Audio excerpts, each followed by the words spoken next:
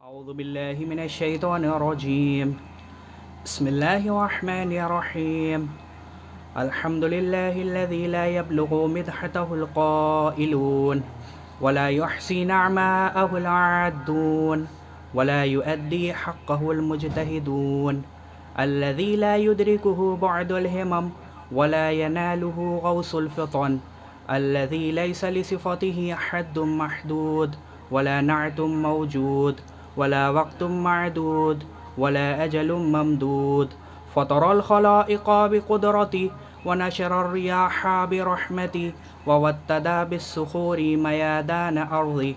أول الدين معرفة وكمال معرفته توحيد وكمال توحيده الإخلاص له وكمال الإخلاص له نفي الصفات عنه لشهادة كل صفة أنها غير الموصوف وشهادة كل موصوف أنه غير الصفة.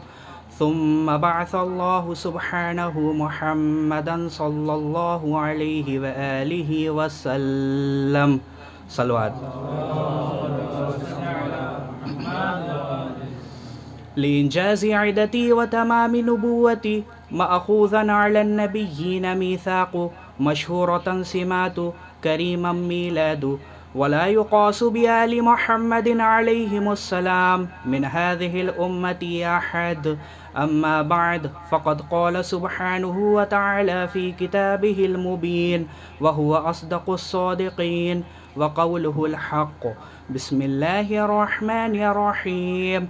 هو الذي أرسل رسوله بالهدى ودين الحق ليظهره على الدين كله ولو كره المشركون. सलवात बर मोहम्मद वाले मोहम्मद.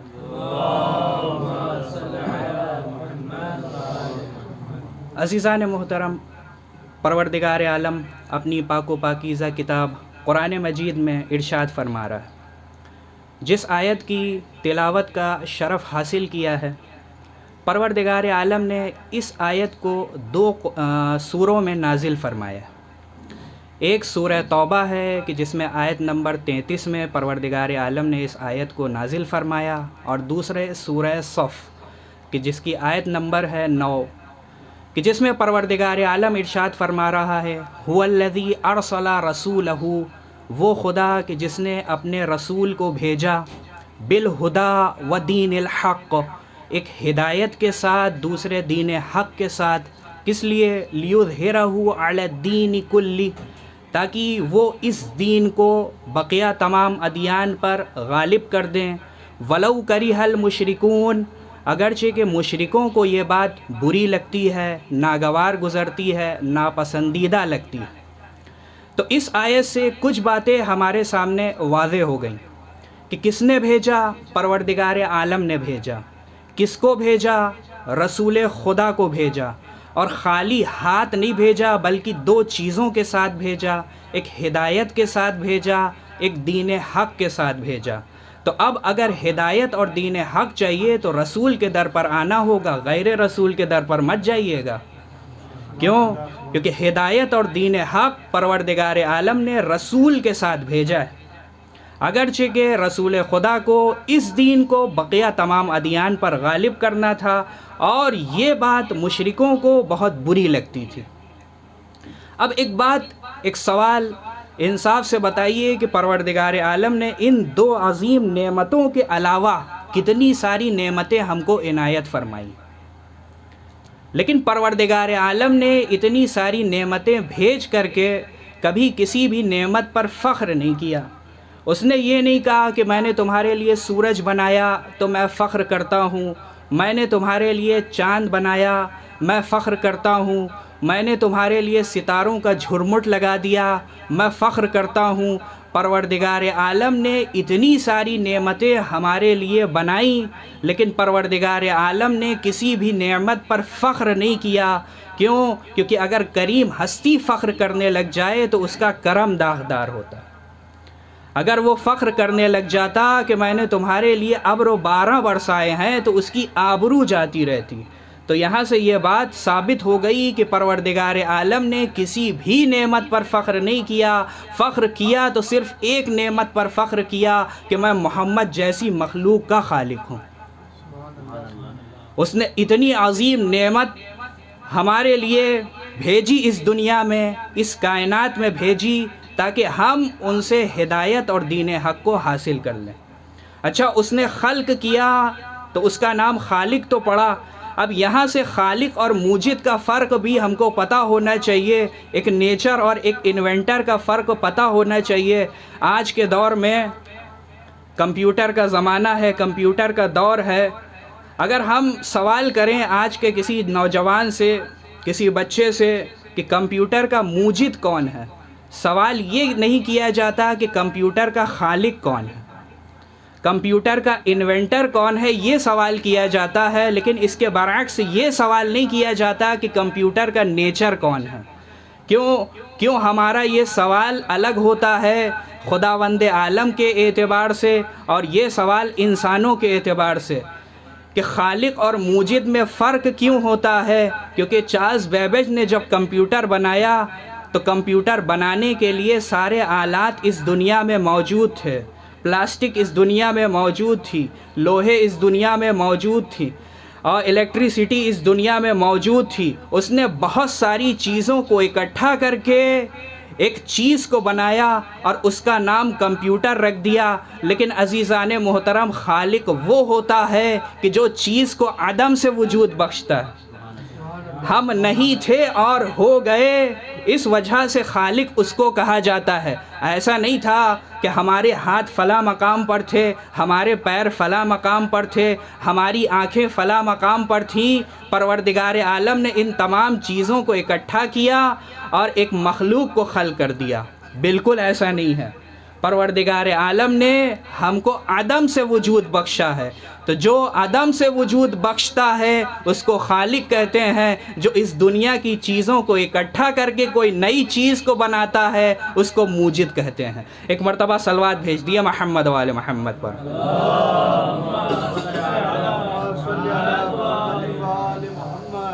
अब परवरदिगार आलम ने इतनी अज़ीम मखलूक को हमारे लिए खल्क़ किया ताकि हम उनसे एक हिदायत लेते और दीन हक़ लेते। अब एक सवाल यहाँ पर पैदा होता है कि आया हमने हिदायत और दीन हक़ को उस तरह से लिया जिस तरह से इन दोनों को हासिल करने का हक़ था?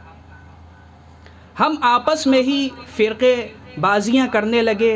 एक कौम लड़ने लगी इस चीज़ पर कि रसूल खुदा इस दुनिया में कब आए। एक कौम कहने लगी कि 12 रबीउल अव्वल को आए, दूसरी कौम का झगड़ा है कि नहीं 17 रबीउल अव्वल को आए। एक कौम कहने लगी कि 12 को ही इस दुनिया से चले गए, दूसरी कौम का कहना है नहीं 28 सफ़र को इस दुनिया से गए। तो परवरदिगार आलम के भेजने का मकसद ये था कि हम रसूल खुदा से हिदायत और दीन हक़ को लेते, लेकिन हम आपस में झंझटों में पड़ गए कि रसूल खुदा कब खल्क़ किए गए। चुनांचे ये सवाल आज का सवाल नहीं है, कदीम ज़माने से ये सवाल चलता आ रहा है।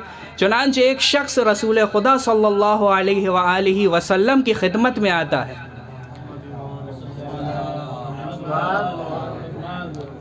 और सवाल करता है कि आका, आपको परवरदिगार आलम ने कब खल्क़ किया?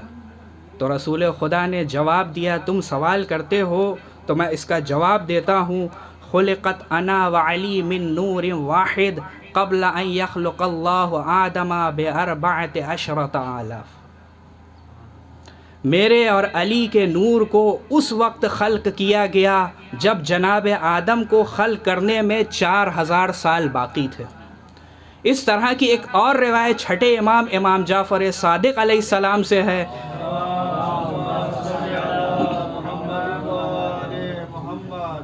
वो भी शख्स आया और आ करके मौला से सवाल करता है, कहता है, मौला, रसूल खुदा का नूर कब खल्क़ किया गया? अच्छा, उस दौर में भी सवाल करने वाले 2 तरह के होते थे, आज के दौर में भी सवाल करने वाले 2 तरह के होते हैं।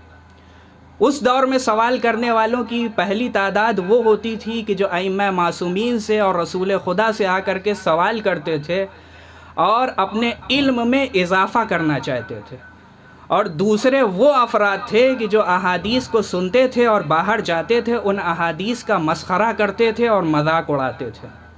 आज के दौर में भी सवाल करने वाले 2 तरह के हैं।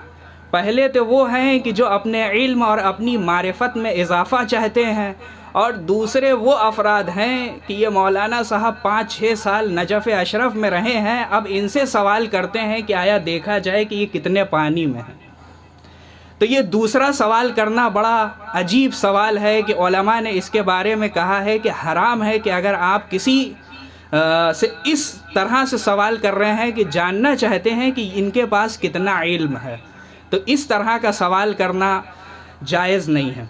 अब वो शख्स आया है छठे इमाम की खिदमत में कि जो अपने इल्म में, अपनी मारिफत में इजाफ़ा करना चाहता है, मौला से सवाल करता है कि मौला आपके और अहले बैत के नूर को कब खल्क़ किया गया?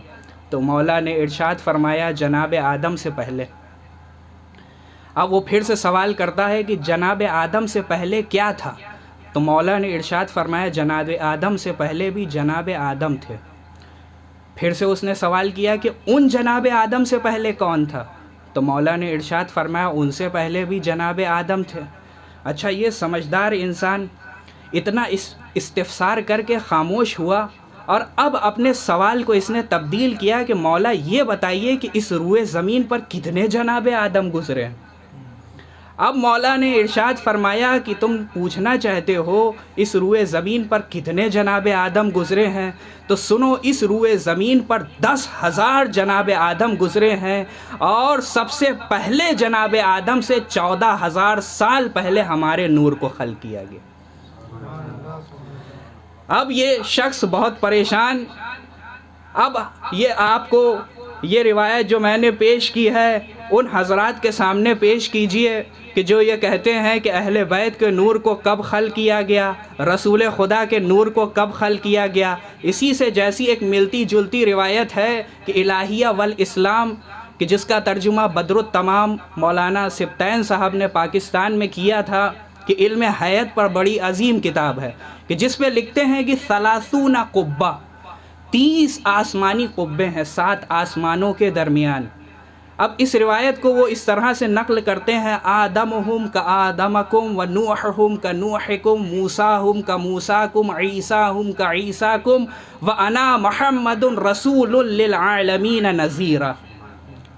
उनके जनाब आदम हमारे जनाब आदम जैसे, उनके जनाब नूह हमारे जनाब नूह जैसे, उनके जनाब मूसा हमारे जनाब मूसा जैसे, उनके जनाब ईसा हमारे जनाब ईसा जैसे। लेकिन रसूल खुदा अपने बारे में इरशाद फरमा रहे हैं कि मैं मोहम्मद तमाम आलमीन के लिए नज़ीर हूँ। सलवात भेज दिए मोहम्मद वाले मोहम्मद पर।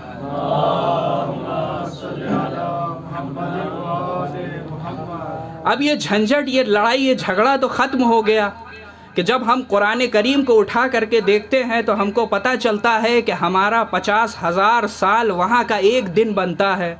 अब ऐसे दिनों को इकट्ठा करके हफ्ते बनाइए, महीने बनाइए, साल बनाइए, तो हमको पता ये चलता है कि जहाँ पर हमारे हिसाब की इंतहा होती है वहाँ पर तो रसूल के पैदा होने की इब्तिदा भी नहीं होती। तो हम किन झंझटों में पड़ रहे हैं, हम आपस में लड़ाई कर रहे हैं, लड़ाइयाँ कर रहे हैं, हम आपस में झगड़े कर रहे हैं, जबकि परवरदिगार आलम का रसूल खुदा को इस कायनात में भेजने का मकसद ये था कि हम उनसे हिदायत को हासिल करते और उनसे दीन हक़ को हासिल करते। एक मरतबा सलवात भेज दिया मोहम्मद वाले मोहम्मद पर।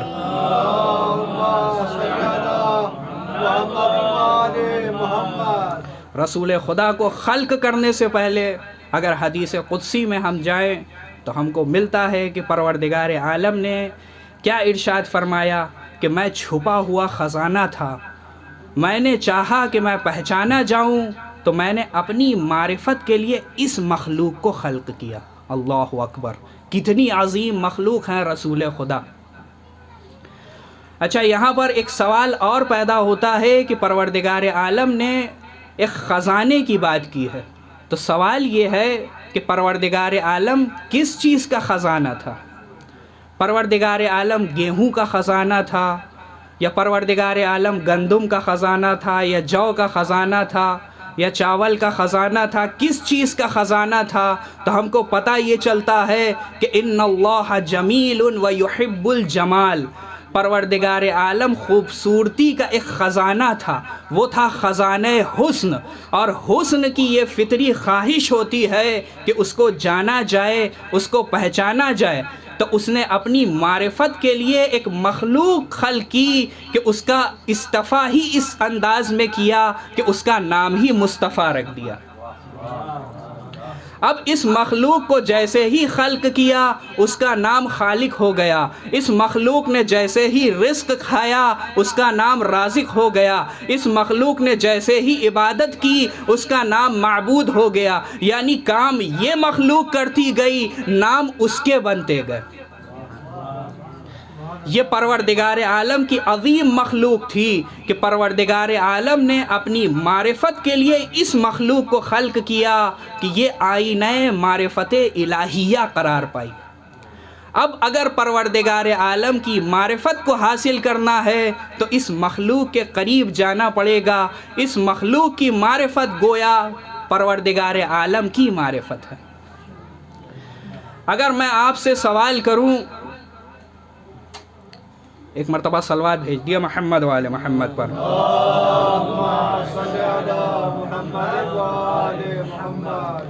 आपको अगर अपनी तस्वीर देखनी है तो अभी आप अपनी तस्वीर नहीं देख सकते, लेकिन अगर आप किसी आले के ज़रिए से अपनी तस्वीर देखें जहां आप अपने आप को माकूस कर सकें, जहां आपका अक्स वहां पर ज़ाहिर होता है, तो आप वहां पर अपनी तस्वीर को देख सकते हैं। मसलन आप किसी आईने का इस्तेमाल करेंगे कि जहाँ पर आप अपनी तस्वीर को देख सकते हैं। तो हम इस आईने को साफ़ करते हैं, यानी जितना साफ़ ये आईना होगा उतनी साफ़ हमारी तस्वीर आएगी। लेकिन परवरदिगार आलम ने अपना आईना इतना साफ़ बनाया कि वो आईना हुस्न मारिफत परवरदिगार आलम कहलाया। ये परवरदिगार आलम की अज़ीम मखलूक है कि जिसने अपनी पूरी ज़िंदगी इस दीन इस्लाम को पहुँचाने में लगा दिया।